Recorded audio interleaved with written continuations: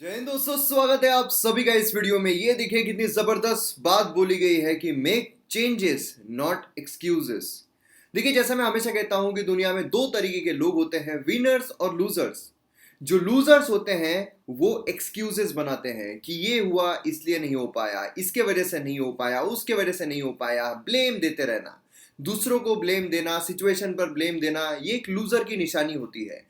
लेकिन विनर की क्या निशानी होती है कि जो भी फेलियर हुआ है, खुद को रिस्पॉन्सिबल मानकर, खुद को चेंज करके वो सक्सेस में तब्दील कर देता है। ये दोनों में डिफरेंस होता है और इसीलिए हमें चेंजेस करने चाहिए। क्योंकि देखिए, जो फेलियर हो रहा है वो आपके किसी न चीज करने की वजह से फेलियर हो रहा है, या फिर जो स्ट्रेटेजी आपने अपनाई है वो स्ट्रेटेजी काम ना करने की वजह से फेलियर हो रहा है। जरूरी नहीं है कि आप खुद फेलियर हो। आप कब फेलियर होंगे? जब आप छोड़ दोगे, जब आप क्विट करोगे। इसीलिए जब तक आप चेंज करते रहते हो, जब तक आपकी स्ट्रेटेजी चेंज करते रहते हो, तब तक आपके सक्सेसफुल होने की उम्मीद रहती है। और इसीलिए अगर आपको टेस्ट सीरीज में मार्क नहीं मिल पा रहे हैं तो आपकी स्ट्रेटेजी चेंज कीजिए। एक्सक्यूजेस मत बनाइए कि इसके वजह से नहीं हो पा रहा है, पढ़ाई जो है वो हुई या नहीं हुई। बिल्कुल हुई है, लेकिन आपको सिर्फ जरूरत है कॉन्फिडेंस की, थोड़ी आपके स्ट्रेटेजी में चेंजेस लाने की। जब आप वो ला लोगे तो अपने आप आपका जो स्कोर है, आपका जो रिजल्ट है, वो आपको खुद चौंका देगा। तो चलिए, आज हम 12th अगस्त का जो एनालिसिस है वो देखते हैं। और वीडियो को शेयर जरूर कीजिए। देखिए, आप वीडियो को शेयर नहीं करोगे तो मजा नहीं आएगा, शेयर कर दो, मजा आ जाएगा। आप मुझे फेसबुक इंस्टाग्राम पर फॉलो कर सकते हो पीडीएफ के लिए, क्योंकि पीडीएफ जो है बहुत जरूरी है। पीडीएफ अगर आप ये रिवाइज कर लेते हो, क्या कीजिए आप हफ्ते भर में जो भी हमारा एनालिसिस होता है, संडे को जितने भी पीडीएफ है वो आप रिवाइज कर लीजिए। जिससे क्या होगा, आपका रिवीजन हो जाएगा। रिवीजन बहुत जरूरी होती है। जैसे कि एमएम एकेडमी ऐप पर जो भी पर्सनल सेशंस होते हैं, डाउट क्लियरिंग सेशन, तो उनके साथ जब भी मैं इंटरेक्शन करता हूं तो उनको मैं यही सजेस्ट करता हूं कि आप जो रिवीजन है उस पर फोकस कीजिए। जितनी ज्यादा रिवीजन होगी उतना ज्यादा अच्छा होगा, उतना आपको कॉन्फिडेंस बिल्डअप होगा। और जो भी एग्जाम होती है उसमें कॉन्फिडेंस बहुत जरूरी होता है। अब यहाँ पर मैप बेस्ड एक्सरसाइज है, तो ये जो चीज है, ये जो जगह है, ये कौन सी है ये आपको बताना है। तो प्लेस को आइडेंटिफाई करना है, ठीक है, जहां पर जो राइनोज है उसे रीइंट्रोड्यूस करने की बात की जा रही है। अगर हम आइडियाज पेज, एडिटोरियल पेज देखते हैं तो बहुत सारे एडिटोरियल जो है वो हमने ऑलरेडी कवर किए हुए हैं, या फिर बहुत सारे आर्टिकल्स, एडिटोरियल्स ऐसे हैं जो कि काफी पॉलिटिकल है, हमारे एग्जाम पर्सपेक्टिव से इंपॉर्टेंट नहीं है। अब एक जो पॉलिटिकल भी नहीं है और एग्जाम पर्सपेक्टिव से इंपॉर्टेंट भी नहीं है, वो मतलब है बॉलीवुड एक पंचिंग बैग जो है वो बन चुका है। तो यहाँ पर बेसिकली बात की जा रही है, जो नेपोटिज्म है वो इतना ज्यादा फैल रहा है। अब जो दूसरा चैनल है मयूर मोगरे पर्सनल नाम का, उसमें नेपोटिज्म जो है उसके बारे में मैंने काफी सारी चर्चाएं की है। अगर आपने वो चैनल जो है वो देखा हो, उसमें मैं जो भी पर्सनल मेरे इश्यूज होते हैं या फिर जो पर्सनल बातें होती है वो आपके साथ डिस्कस करता हूँ। तो उस चैनल को अगर आपने सब्सक्राइब नहीं किया है तो जरूर कीजिए। तो उस पर मैंने नेपोटिज्म जो है उसके बारे में बात की हुई है। तो इन्होंने भी क्या बात की होगी जो मैंने नेपोटिज्म के बारे में वहां पर बात की है। और नेपोटिज्म जो है वो हर जगह देखने को मिलता है, ऐसा इस आर्टिकल के जरिए बताया गया है। भली वो पॉलिटिक्स हो, भली वो हर जगह हो, नेपोटिज्म हर जगह होता है। और नेपोटिज्म को बॉलीवुड में बढ़ाने वाले कौन है, इसका भी खुलासा मैंने उस वीडियो में किया हुआ है। उसी के साथ साथ अगर हम ये वाला आर्टिकल देखते हैं तो ये वाला आर्टिकल इंपॉर्टेंट है, होम्योपैथी जो है उसके बारे में बात की गई है। तो इसे हम डिटेल में अच्छी तरीके से डिस्कस करेंगे। अगर हम एक्सप्लेन सेक्शन देखते हैं तो काफी इंपॉर्टेंट आर्टिकल हमें देखने को मिलता है। जो विमेन है, हिंदू विमेन, उनका भी अब अधिकार रहेगा। जो प्रॉपर्टी है उस पर, जो पिताजी की प्रॉपर्टी होती है, जो पापा की प्रॉपर्टी होती है, जो फादर की प्रॉपर्टी होती है, उस पर सिर्फ पहले लड़के का अधिकार था। अब यहाँ पर जो लड़की है उसका भी अधिकार हो चुका है। अब आप सोचोगे ये तो 2005 की न्यूज हमें देखने को मिल रही है, 2005 के आसपास का लॉ हमें देखने को मिल रहा है। लेकिन कंट्रोवर्सी उठी थी कि रेट्रोस्पेक्टिव रहेगा या नहीं। तो पूरी चर्चा हम इस आर्टिकल के थ्रू करेंगे। यहाँ पर राजस्थान का जो भी हमें देखने को मिल रहा है, जो भी हमें सीखने को मिल रहा है, देखिए फाइनल वर्डिक्ट आने दीजिए। क्योंकि बहुत सारे लोग ये बोल रहे हैं कि आप एक सेपरेट वीडियो लेकर आइए। सेपरेट वीडियो मैं जरूर लाऊंगा, लेकिन पूरा एक बार ये सॉर्ट आउट होने दीजिए। जैसे कि महाराष्ट्र में क्या हुआ था, एक दिन दूसरी सरकार बन गई, दूसरे दिन दूसरी सरकार बन गई। तो यहाँ पर जो फाइनल आउटपुट है वो एक बार निकलने दीजिए पूरा कॉम्प्रिहेंसिव तरीके से। मैं आपको समझाऊं कि इसमें काफी सारी स्टैटिक चीजें भी आने वाली है। जैसे कि जो गवर्नर है उनका रोल आने वाला है, उसी के साथ साथ जो चीफ मिनिस्टर है उनका रोल आने वाला है, नो कॉन्फिडेंस मोशन का रोल आने वाला है ना, काउंसिल ऑफ मिनिस्टर जो है उनका रोल आने वाला है, एंटी डिफेक्शन लॉ जो है उसका रोल आने वाला है। तो इतनी सारी स्टैटिक चीजें जो है वो भी हमें यहाँ पर देखनी पड़ेगी। तो काफी कॉम्प्रिहेंसिव वीडियो रहेगा, तो एक बार पूरा सॉर्ट आउट होने दीजिए। रशिया जो है वो पहली ऐसी कंट्री बना है जिसने क्लेम किया है कि भैया हमने यहाँ पर रिलीज कर दी है वैक्सीन, कोरोना वायरस की वैक्सीन आ चुकी है। तो उस पर काफी सवाल भी खड़े हो रहे हैं। उसी के साथ साथ अगर ये आ भी चुकी है तो इंडिया में आने में कितना वक्त लगेगा वो हम इस आर्टिकल के थ्रू समझेंगे। उसी के साथ साथ जम्मू एंड कश्मीर में 4G इंटरनेट जो सर्विस जो है उसे रिस्टोर करने की बात की जा रही है ट्रायल बेसिस पर। तो अब यहाँ पर इतने सारे एस्पिरेंट्स, मुझे इतने सारे मैसेजेस आते हैं जम्मू एंड कश्मीर से कि इतने अच्छे वीडियोस है, MM एकेडमी ऐप के भी इतने अच्छे वीडियोस देखने को मिल रहे हैं, लेकिन इंटरनेट की वजह से कंटिन्यूअसली हम यूट्यूब के भी वीडियोस नहीं देख पाते हैं। तो ये प्रॉब्लम्स फेस कर रहे हैं। मतलब एग्जाम इतने पास में है, एग्जाम इतने करीब है, लेकिन फिर भी इफिशियंसी जो है वो नहीं ला पा रहे हैं इंटरनेट की वजह से। अब यहाँ पर देखिए, जो चीज है अब ये किसी के हाथ में नहीं है, लेकिन फिर भी आप यहाँ पर इतनी कोशिश कर रहे हो, और उसके साथ जब मुझे मैसेजेस मिलते हैं और उसके बाद भी वो बोलते हैं कि फिर भी हम यहाँ पर देख रहे हैं, भले वो MM एकेडमी ऐप की वीडियोस हो, भले वो यूट्यूब के वीडियोस हो, हम फिर भी देख रहे हैं। तो इससे आपकी जो एक जिद है वो पता चलती है। तो MM एकेडमी ऐप के बारे में थोड़ी बात कर लेते हैं। MM एकेडमी ऐप पर बहुत सारे कोर्सेज जो है वो चल रहे हैं। मॉडर्न हिस्ट्री का कोर्स ऑलरेडी कंप्लीट हो चुका है, पॉलिटी का कोर्स जो है वो चल रहा है, ऑलमोस्ट 50% ज़्यादा कंप्लीट हो चुका है। एंशियंट हिस्ट्री जो है उसका कोर्स चल रहा है। उसी के साथ साथ जो ज्योग्राफी है उसका कोर्स चल रहा है, एथिक्स का चल रहा है। तो बहुत सारे कोर्सेज चल रहे हैं, बहुत सारे कोर्सेज आने वाले हैं। तो इसीलिए जल्द से जल्द आप सब्सक्रिप्शन ले लीजिए, और उसी के साथ साथ आपको स्पीड का ऑप्शन जो है वो भी नजर आएगा। PDF से आप रिवाइज कर सकते हो, और आप EMI जो है उसके थ्रू भी पे कर सकते हो अगर आपके पास क्रेडिट कार्ड है। तो क्रेडिट कार्ड नहीं है तो आप फुल अमाउंट जो है वो भी पे कर सकते हो। बहुत सारे पेमेंट ऑप्शन जो है वो अवेलेबल है, तो आप डायरेक्टली पे कर सकते हो। आपको मजा आ जाएगा वीडियोस देखकर। डेमो लेक्चर जो है वो भी अवेलेबल है, काफी सारे वीडियोस अवेलेबल है, तो आप डेमो लेक्चर्स भी देख सकते हो। उसके बाद क्वालिटी आप खुद जज कर सकते हो। मैं हमेशा कहता हूँ कि पहले इस्तेमाल करो फिर विश्वास करो, ठीक है, जिससे कि आपको ये हो जाए कि पैसे आप इन्वेस्ट कर रहे हो, ठीक है। तो आपके पैसे जरूर इन्वेस्ट होंगे, जिससे कि आपको हाईएस्ट रिटर्न जो है वो मिल जाएगा। तो जल्द से जल्द डाउनलोड कीजिए, आपको लिंक जो है वो डिस्क्रिप्शन में और कमेंट सेक्शन में मिल जाएगी। तो आइए पहले आर्टिकल पर बढ़ते हैं। यहाँ पर सुप्रीम कोर्ट का जो वर्डिक्ट है हिंदू विमेन्स इनहेरिटेंस राइट पर, उसके बारे में बात की जा रही है। तो ट्यूसडे को सुप्रीम कोर्ट ने यहाँ पर जो हिंदू विमेन राइट है उसे एक्सपांड कर दिया है, ठीक है। अब यहाँ पर क्या है, यहाँ पर अब जो मेल हायर होता है उसी के साथ अब लाकर खड़ा कर दिया है। मतलब क्या है, मतलब कि अगर कोई फादर है, उनको दो बच्चे हैं, एक है मेल और एक है फीमेल। अब यहाँ पर क्या होता था कि जो फादर की प्रॉपर्टी है, क्योंकि जो बच्चियां हैं उनको हमेशा पराया धन जो है वो माना जाता था कि ये तो पराया धन है, इसीलिए यहाँ पर अपना धन क्यों देंगे। तो यहाँ पर जो प्रॉपर्टी है वो हमेशा मेल को जो है वही दी जाती थी। लेकिन ये जो है ये चीज अगर आप देखोगे तो डिस्क्रिमिनेटरी नहीं है। मतलब कि जो बच्ची है और जो लड़का है, दोनों ही जो फादर है उसी के तो बच्चे हैं ना। तो जब फादर के बच्चे हैं तो बट ऑब्वियस है कि जो भी फादर की चीजें हैं उस पर दोनों का ही अधिकार होगा, दोनों का ही समान अधिकार होगा। ये जो चीज, ये जो परंपरा, ये जो छोटी सोच वाली परंपरा पहले से चलती आ रही थी, ये चीज को अभी यहाँ पर कंप्लीटली खारिज कर दिया गया है। मतलब अब यहाँ पर क्या है कि मेल का जितना अधिकार रहेगा उतना ही फीमेल का भी अधिकार रहेगा। मतलब कि अगर एक घर है फादर का तो ये मेल को भी मिलेगा और जो बच्ची है उसको भी मिलेगा। तो इस तरीके से हमें यहाँ पर जो चीजें हैं वो देखने को मिलती है। तो ये एक बहुत ही अच्छा स्टेप है। अब देखिए यहाँ पर एक चीज और एक हमें देखने को मिलता है जो हम देखने वाले हैं, वो है रेट्रोस्पेक्टिव इफेक्ट, ठीक है। इसका मतलब क्या होता है वो भी हम देखेंगे।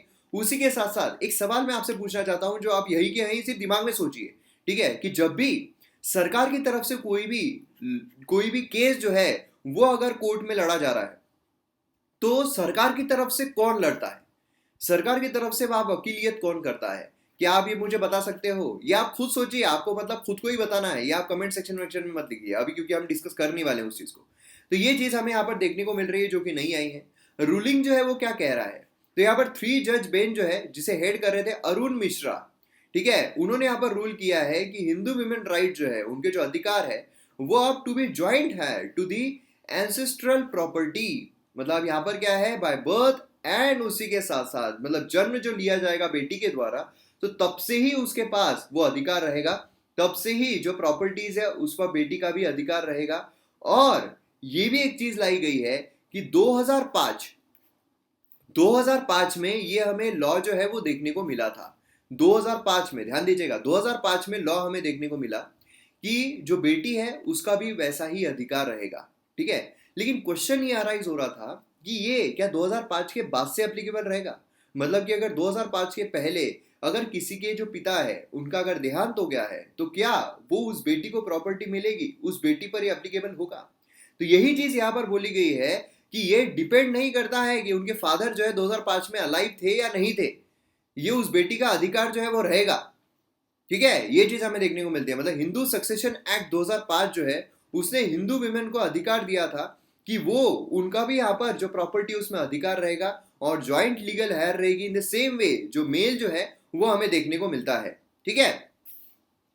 अब यहाँ पर 2005 का जो लॉ है वो क्या कहता था, तो यहाँ पर अगर आप देखोगे हिंदू लॉ कोडिफाइड किया था हिंदू सक्सेशन एक्ट 1956 को, जो कि गवर्न कर रहा था कि सिर्फ मेल हायर जो है उसी का अधिकार रहेगा। मतलब जो हमें पहले जो लॉ है जो देखने को मिल रहा था उसके तहत क्या था कि अगर मेल और फीमेल दो अगर कोई फादर को अगर बेटे हैं तो फिर उसका जो बेटा रहेगा सिर्फ उसी को यहाँ पर जो सक्सेशन है जो हायर है वो रहेगा, फीमेल को जो भी चीजें हैं वो नहीं मिलेगी, ठीक है। लेकिन अब यहाँ पर उसे चेंज कर दिया गया है, ओके।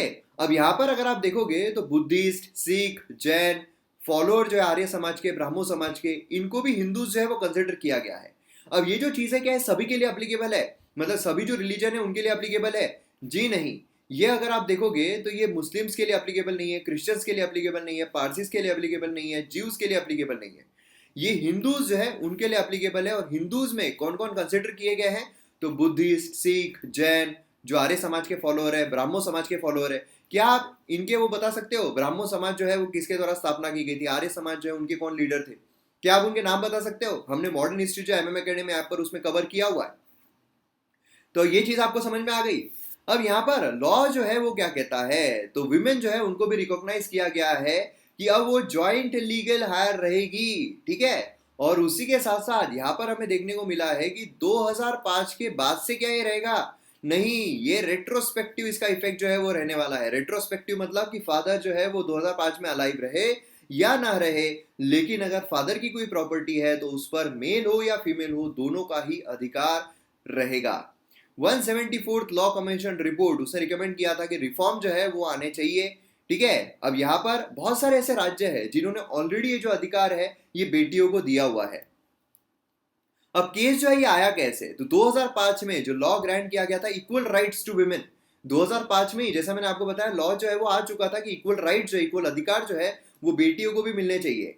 लेकिन जब ये लॉ लाया गया था तब ये चीज आई थी बाहर कि अगर फादर जो है उनका देहांत 2005 से पहले हो जाता है तो फिर उस प्रॉपर्टी पर लड़की का अधिकार नहीं रहेगा, सिर्फ बेटे का रहेगा, ठीक है। 2005 के बाद से अगर किसी फादर की डेथ होती है तो फिर यहाँ पर बेटी जो है उस पर भी अधिकार आ जाएगा। लेकिन ये चीज जो है यही चीज यहाँ पर अपील की गई कि नहीं, ये रेट्रोस्पेक्टिव रहना चाहिए। जो फादर है अगर उनकी डेथ जो है वो पहले भी हुई है, क्यों यहाँ पर 2005 के बाद से जो फादर रहेंगे सिर्फ वही फादर कहलाएंगे क्या बेटी के? पहले जिनका देहांत पहले हो गया क्या वो फादर नहीं थे बेटी के? तो ये चीज यहाँ पर निकल कर आई। तो रेट्रोस्पेक्टिव हमें वो देखने को मिलता है। रेट्रोस्पेक्टिव मतलब क्या है कि जब लॉ लाया गया है उसके पहले भी अगर किसी ने वो चीज की हुई है तो वो भी इसमें इंक्लूड किया जाएगा, ठीक है। ये चीज हमें देखने को मिलती है। फॉर एग्जाम्पल कि अगर अगर इनकम टैक्स का कोई लॉ लाया गया है कि अगर किसी ने इनकम टैक्स जो है वो पे नहीं किया है, ठीक है, तो उसे 5,000 रुपए फाइन देना पड़ेगा। तो अब यहां पर अगर ये लॉ आज लाया गया है, फॉर एग्जाम्पल 12 अगस्त 2020 को लाया गया है ये वाला लॉ कि अगर जिसने भी इनकम टैक्स नहीं पे किया होगा उसको 5,000 रुपए फाइन करना पड़ेगा। तो अब इसके बाद से जिन्होंने नहीं भरा है वो तो इसमें इंक्लूड होंगे ही, उनको फाइन भरना ही पड़ेगा 5,000। लेकिन पहले भी अगर किसी ने नहीं इनकम टैक्स भरा था उसको भी अगर 5,000 रुपए भरना पड़ेगा तो फिर ये कहलाएगा रेट्रोस्पेक्टिव एक्ट, ठीक है। रेट्रो पुराने जमाने का, समझ में आ रहा है आपको? तो ये चीज हमें यहाँ पर देखने को मिलती है और यही चीज यहाँ पर लागू की गई है। अब जैसा मैंने आपको कहा कि यहाँ पर जो कोर्ट है इसमें पूरा उन्होंने चीजें देखी और कोर्ट जो है उन्होंने हाई कोर्ट को भी यहाँ पर डायरेक्ट किया कि जो केस है जिसमें इस तरीके की इश्यूज जो है वो इन्वॉल्व है कि बेटी जो है उसको अधिकार नहीं दिए गए हैं, तो ऐसे जो भी इश्यूज होंगे उसको 6 महीने के अंदर अंदर आप खत्म कर दो। 6 महीने के अंदर अंदर, ये एक चीज काफी अच्छी बताई गई है कि 6 महीने के अंदर अंदर कर दो, क्योंकि इतने साल से 2005 से अगर हम देखें 15 साल हो चुके हैं तो तब से अगर केस चल रहा है तो बहुत बड़ी बात है, ठीक है, तो ये आप फटाफट फटाफट यहाँ पर कर दीजिए, और क्योंकि रेट्रोस्पेक्टिव एप्लीकेशंस है तो इसीलिए फटाफट फटाफट इसका निवारण जो है वो भी होना चाहिए। देखना क्या है, देखना यही कि उसको अधिकार मिले या नहीं मिले, अगर नहीं मिले तो फटाफट फटाफट फटाफट यहाँ पर कर दो। ये चीज हमें देखने को मिलती है। मैंने एक आपसे सवाल पूछा था, सवाल ये पूछा था कि जो गवर्नमेंट है अगर उनका कोई भी केस चल रहा है कोर्ट में तो उनके बिहाफ में कौन सा वकील लड़ता है, मतलब हमारे देश का हाईएस्ट लॉ ऑफिस कौन सा है, तो वो हमें देखने को मिलता है अटॉर्नी जनरल ऑफ इंडिया। ठीक है, अगर हम यूनियन एग्जीक्यूटिव देखते हैं, देखिए हमारे यहाँ पर यूनियन एग्जीक्यूटिव स्टेट एग्जीक्यूटिव होता है। अगर हम यूनियन एग्जीक्यूटिव देखते हैं तो हमें आर्टिकल 52 से लेकर 78 पार्ट 5 में हमारे संविधान के देखने को मिलता है। यूनियन एग्जीक्यूटिव अगर हम देखें तो उसमें हमें president, vice president, prime minister, council of ministers, attorney general of India देखने को मिलते हैं। आपको सीधा प्रीलिम्स में क्वेश्चन आ सकता है कि नीचे दिए गए में से कौन कौन यूनियन एग्जीक्यूटिव में आते हैं। आपको president, vice president, prime minister, controller auditor general, उसी के साथ attorney general of India, council of ministers ऐसा दे दिया जाएगा और आपको पूछा जाएगा बताइए कौन सा है। तो इसमें से सब रहेंगे एक्सेप्ट सीएजी। देखिए यहाँ पर सीएजी नहीं है, जो कंट्रोलर एंड ऑडिटर जनरल होते हैं वो यूनियन एग्जीक्यूटिव में नहीं गिने जाते हैं। ये ध्यान देना है आपको, बहुत इंपॉर्टेंट चीज है। अटॉर्नी जनरल ऑफ इंडिया जो है ये हमें देखने को मिलते हैं। इनसे कौन सा आर्टिकल जो है वो रिलेट करता है, आर्टिकल 76 जो है ये ऑफिस के बारे में बताता है अटॉर्नी जनरल के। उसी के साथ साथ हाईएस्ट लॉ ऑफिस है हमारी कंट्री का। ठीक है, ये चीज हमें देखने को मिलती है। डिटेल में अगर आपको लेक्चर देखना है तो एमएम एकेडमी ऐप पर डिटेल में आपको लेक्चर जो है वो मिल जाएगा। अब कुछ प्रीलिम्स पर्सपेक्टिव से एक इंपॉर्टेंट क्वेश्चन मैं आपको यहाँ पर दे रहा हूँ कि आपको कुछ स्टेटमेंट्स यहाँ पर कंसिडर करने हैं अटॉर्नी जनरल ऑफ इंडिया के संदर्भ में।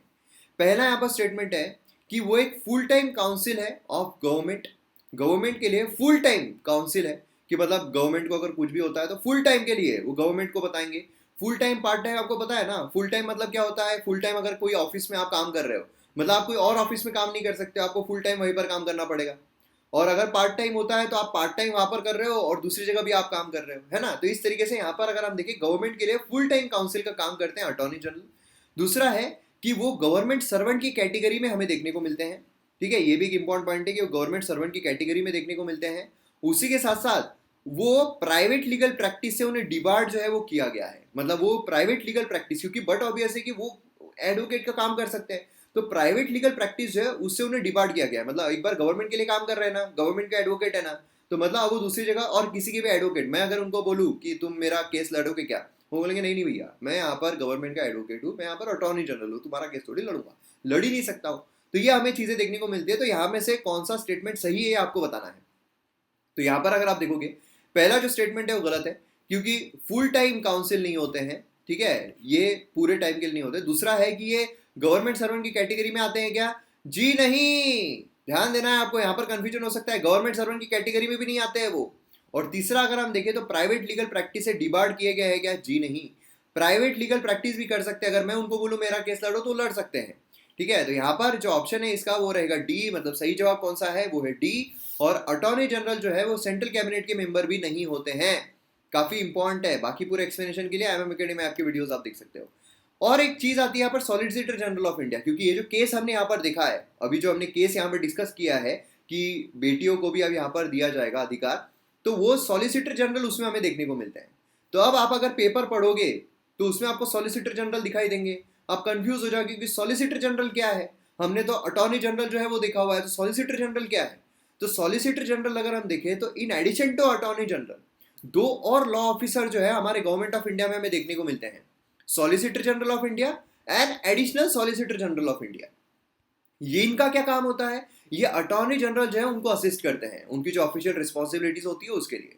और एक इंपॉर्टेंट क्वेश्चन आता है कि क्या सॉलिसिटर जनरल ऑफ इंडिया हमारे कॉन्स्टिट्यूशन में इसके बारे में बताया गया है, जी नहीं, सिर्फ ऑफिस ऑफ अटॉर्नी जनरल जो है वो ही क्रिएट किया गया हमारे संविधान के तहत। ठीक है, तो ये सिर्फ उनको असिस्ट करने के लिए बनाए गए हैं, सॉलिसिटर जनरल और additional solicitor general of India.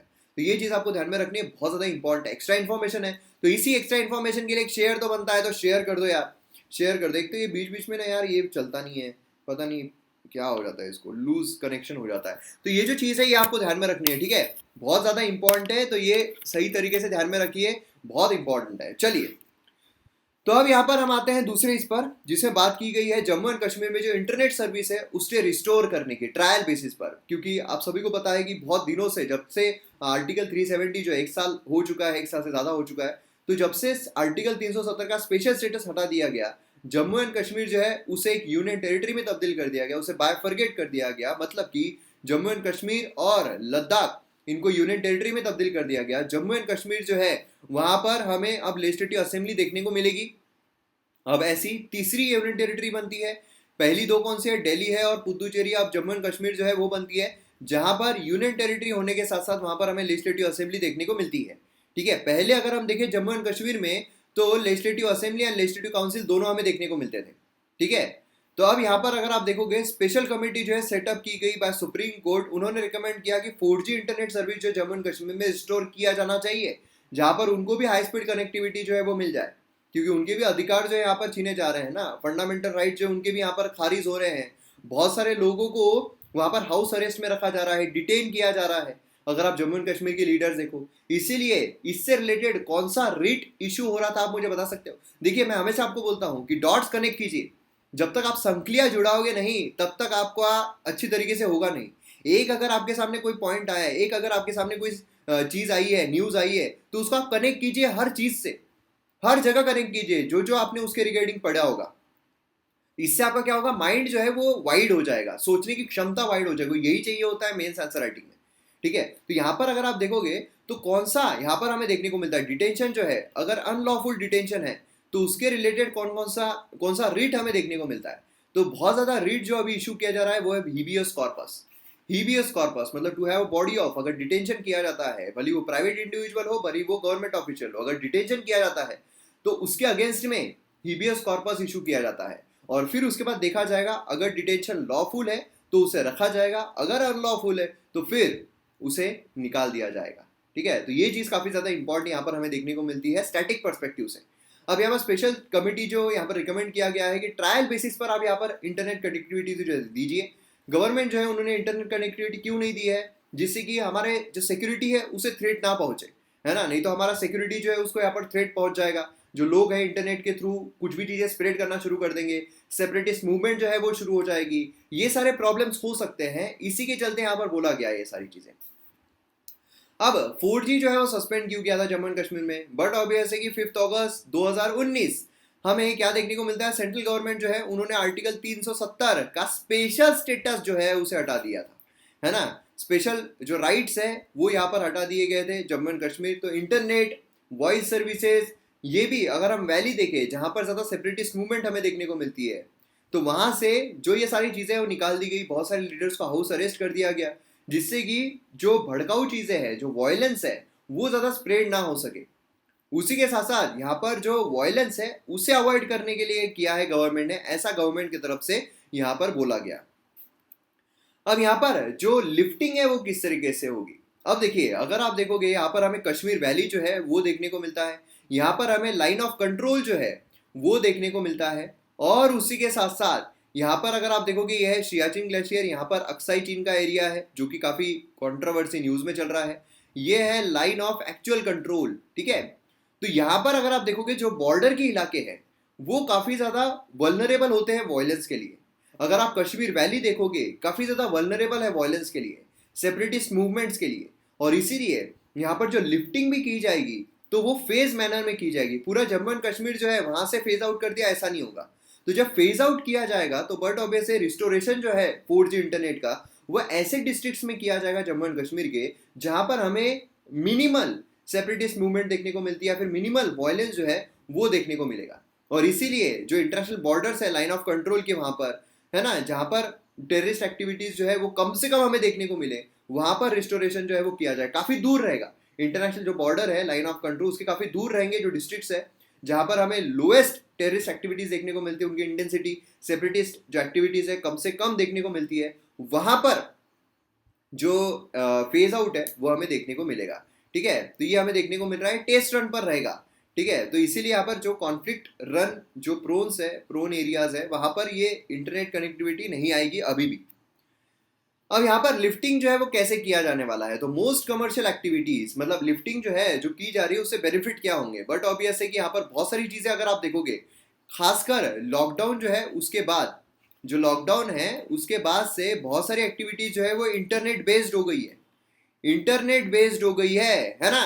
तो इसी वजह से क्या है कि इंटरनेट पर जो भी चीज़ें चलती है, मतलब कमर्शियल एक्टिविटीज जो चलती है, जो हाई स्पीड इंटरनेट पर डिपेंडेंट है, वो अब यहाँ पर शुरू हो जाएगी, जिससे काफ़ी बेनिफिट जो यहाँ पर मिल सकता है। From e commerce, travel booking, है ना, जीएसटी फाइल करना, टैक्स रिटर्न फाइल करना, ये सब यहाँ पर काफ़ी आसान हो जाएगा 4G इंटरनेट कनेक्टिविटी रिज्यूम होने के बाद। और खासकर मेरे पर्सपेक्टिव से अगर देखा जाए तो जो स्टूडेंट्स हैं, जो एस्पिरेंट्स हैं, जो एग्जाम की प्रिपरेशन कर रहे हैं, उनको यहाँ पर काफ़ी बेनिफिट मिलेगा। क्योंकि काफ़ी ऐसे एस्पिरेंट्स हैं, काफ़ी स्टूडेंट्स हैं, जैसा मैंने आपको पहले भी कहा कि उनके मैसेजेस आते हैं कि हम पढ़ नहीं पा रहे हैं, जो इंटरनेट कनेक्टिविटी वो इतनी स्ट्रांग नहीं मिल पा रही है, एमएम एकेडमी जो वीडियोस है वो एकदम फ्लुएंटली नहीं हो पा रहे हैं, क्योंकि इंटरनेट कनेक्टिविटी नहीं है, 2G इंटरनेट है, यूट्यूब के भी वीडियोस नहीं दिख रहे हैं। तो इसीलिए अब यहाँ पर सारी चीज़ें जो है वो आप खास तरीके से देख पाओगे, और एमएम एकेडमी की जो वीडियोस है वो भी आप एंजॉय कर पाओगे, और आपको काफ़ी ज़्यादा बेनिफिट मिलेगा। इसी नाम पर शेयर कर दीजिए वीडियो को फटाफट। तो यहाँ पर एक चीज़ जो स्टैटिक पोर्शन से रिलेटेड है, एग्जाम पर्सपेक्टिव से इंपॉर्टेंट तो नहीं है, लेकिन नॉलेज पर्सपेक्टिव से मैं आपके सामने यहाँ पर लेकर आया हूँ। तो कमर्शियल एक्टिविटीज़ का क्लासिफिकेशन, इंडस्ट्रीज, कॉमर्स, है ना, जो कमर्शियल एक्टिविटीज़ की बात यहाँ पर की गई है, इसमें हमें genetic, extractive, manufacturing, construction, assembling ये देखने को मिलती है। इसमें ट्रेड, है ना, एक्टिविटीज जो होती है ट्रेड की, auxiliary, transport, insurance, warehouses, communication, banking, तो ये सारी चीज़ें देखिए, मोस्ट ऑफ द चीज़ें आप देखो यहाँ पर। तो मैन्युफैक्चरिंग अगर हम छोड़ दें, कंस्ट्रक्शन अगर हम छोड़ दें, असेंबलिंग अगर हम छोड़ दें, ठीक है, यहाँ पर अगर आप देखोगे ट्रेड, ये सारी चीज़ें हैं, ये सर्विस मतलब इंटरनेट पर काफ़ी ज़्यादा अवलंबन है। तो ये सारी चीज़ें जो है काफ़ी अच्छे तरीके से चलना शुरू हो जाएगी जम्मू एंड कश्मीर में। चलिए नेक्स्ट इस पर आते हैं, रशिया वैक्सीन लॉन्ग वे जो इंडिया में अवेलेबल रहेगा। रशिया जो है वो ऐसी पहली कंट्री बना है, उसने क्लेम किया है कि हमने यहाँ पर वैक्सीन जो है ईजाद कर ली है, वैक्सीन जो है काफ़ी अच्छे तरीके से काम कर रही है, फाइनल फेज जो है ह्यूमन ट्रायल का वो कंप्लीट हो चुका है। तो अब यहाँ पर जो कोरोना वायरस की वैक्सीन है वो अप्रूव हो चुकी है। अब देखिए चाइनीज जो वैक्सीन है, हालांकि चाइनीज वैक्सीन ये काफ़ी पहले ही अप्रूव की जा चुकी थी, लेकिन वो लिमिटेड यूज़ के लिए थी। मतलब वो ऐसा नहीं था कि सब तरफ सभी कंट्रीज के लिए अवेलेबल रहे, सभी कंट्रीज के लिए इफेक्टिव रहे, मतलब ये लिमिटेड पर्पस के लिए, क्योंकि इतनी जाने जा रही है तो इसे लिमिटेड पर्पस के लिए जो चाइना है उन्होंने यहाँ पर ये कर दिया था, लिमिटेड यूज़ के लिए एडमिनिस्टर किया था, only on soldiers end of people liberation army. अब इसमें यहाँ पर अगर आप देखोगे वैक्सीन जो है डेवलप की गई है, रशियन वैक्सीन डेवलप की गई है मॉस्को बेस्ड, ये जो गामालेया इंस्टीट्यूट है उनके द्वारा, और उनके द्वारा यहाँ पर रिकॉर्ड टाइम में अप्रूव किया गया है, लेस देन 2 मंथ्स, जब वो ह्यूमन ट्रायल में आई थी। देखिए हमने फेजेस देखे हुए हैं, अगर आपको याद नहीं आ रहा है तो बिल्कुल टेंशन लेने की जरूरत नहीं, यहाँ पर मैंने फेजेस दिए हैं। तो फेज जो वैक्सीन होती है जब उसका डेवलपमेंट होता है वो फेज वाइज में जाती है। वैक्सीन डेवलप होना मतलब क्या है? वैक्सीन डेवलप होना मतलब ये है कि जो वैक्सीन है उसके थ्रू जो भी डिसीजेस आए हुए हैं, जो भी यहाँ पर प्रॉब्लम्स आए हुए हैं, उसे सॉर्ट आउट किया जाए। वैक्सीन जो है उसमें क्या होता है, देखिए वैक्सीन अलग अलग तरीके के होते हैं, लेकिन मोस्ट प्रोबेबली जो वैक्सीन का इस्तेमाल किया जाता है तो उस वैक्सीन में वही जो वायरस है वो हमें देखने को मिलते हैं। मतलब कि जो वैक्सीन निकाली जा रही है उसमें मोस्ट प्रोबेबली बोल रहा हूँ, ठीक है, हर वैक्सीन में ऐसा नहीं होता, लेकिन मोस्ट प्रोबेबली ऐसा होता है कि कोरोना वायरस ही, इस कोरोना वायरस को मारने के लिए कोरोना वायरस का इस्तेमाल यहाँ पर किया जाएगा। अब आप सोचोगे ये कैसी वैक्सीन है यार कि कोरोना वायरस को मारने के लिए, ट्रीट करने के लिए कोरोना वायरस का इस्तेमाल किया जा रहा है, कोरोना वायरस हमारे शरीर में इंजेक्ट करेंगे। लेकिन ये वाला कोरोना वायरस इंजेक्ट नहीं करेंगे। वो क्या करते हैं कि जो कोरोना वायरस है उसमें से जो हार्मफुल चीज़ें हैं वो निकाल देते हैं, मतलब अगर हमारे शरीर में वो जाता भी है तो भी हमको हार्म नहीं करेगा जो वैक्सीन में इस्तेमाल हो रहा है। अब यहाँ पर क्या होता है कि जब भी हमारे शरीर में वो वायरस इंजेक्ट होगा तो हमारे शरीर में एंटीबॉडीज क्रिएट होंगे। एंटीबॉडीज मैंने आपको बताया है, जैसे कि हमारे देश से लड़ने के लिए, देश को टेररिस्ट से लड़ने के लिए सोल्जर्स अवेलेबल होते हैं, वैसे ही हमारे शरीर में ये हमारी पर्सनल आर्मी होती है। अगर हमारे शरीर में कोई भी वायरस एंटर करता है तो हमारे शरीर में एंटीबॉडीज डेवलप होती है, और फिर वो इम्यूनिटी डेवलप कर लेती है कि उनसे लड़ने के लिए उनको पता चलता है कैसे लड़ना है। उसी तरीके से यहाँ पर भी क्या होता है कि जो कोरोना वायरस है वो हमारे शरीर में इंजेक्ट कर दिया, और वो ऐसा इंजेक्ट किया कि वो इनएक्टिव होता है, ठीक है, मतलब मरा हुआ समझ लीजिए, या फिर इनएक्टिव होता है, हमारे शरीर को हार्म नहीं करेगा, लेकिन उससे लड़ने के लिए हमारे शरीर में एंटीबॉडीज तो डेवलप हो जाएंगे। और इसी वजह से क्या होता है, एक बार एंटीबॉडीज डेवलप हो गए, फिर अगर corona virus, actual corona virus ने अगर हार्म भी किया तो हमारे शरीर में एंटीबॉडीज जो है वो अवेलेबल है, वो उससे लड़ लेंगे। तो ये वैक्सीन का काम होता है। तो वैक्सीन डायरेक्टली लाई जाएगी क्या? नहीं, वो काफ़ी फेजेस से गुजरती है, इसीलिए काफ़ी वक्त लग जाता है।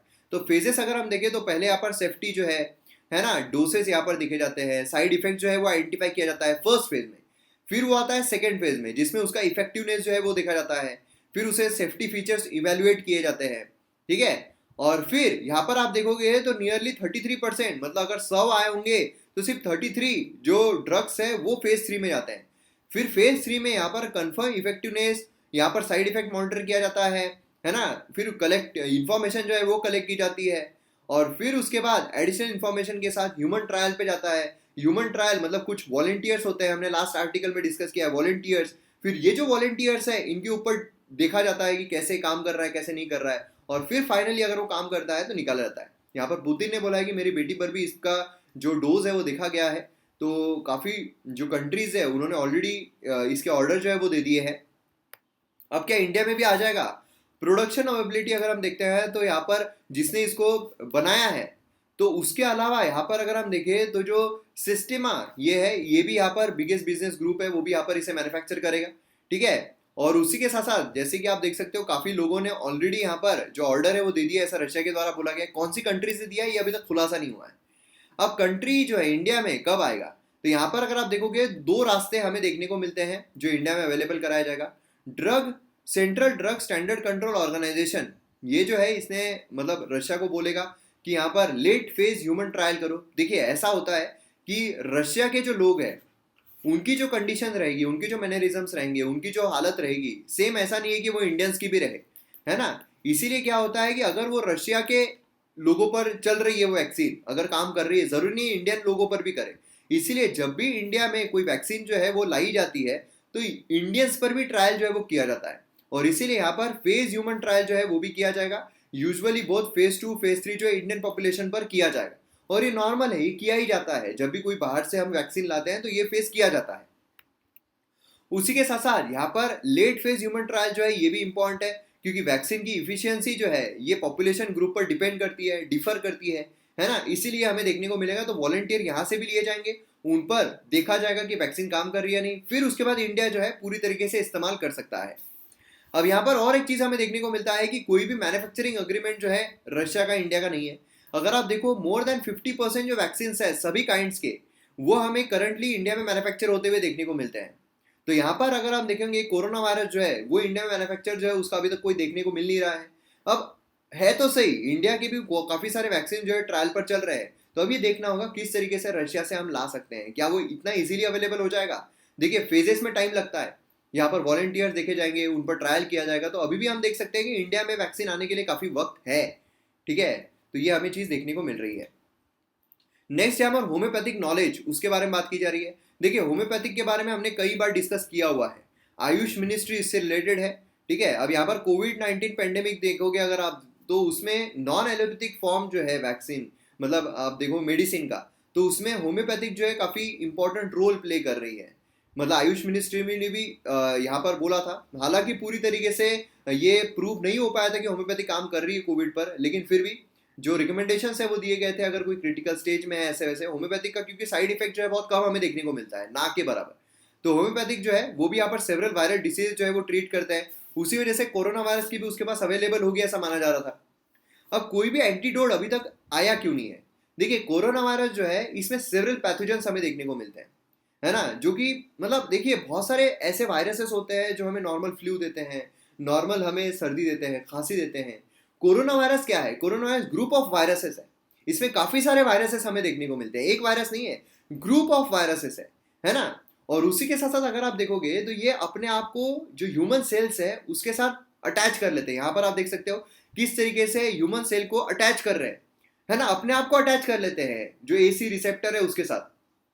और फिर यहाँ पर इम्यून सिस्टम जो है जब ये अटैच कर रहे हैं तो इम्यून सिस्टम जो हमारी इम्यून सिस्टम होती है उसको इससे लड़ने में काफी मुश्किल हो जाती है।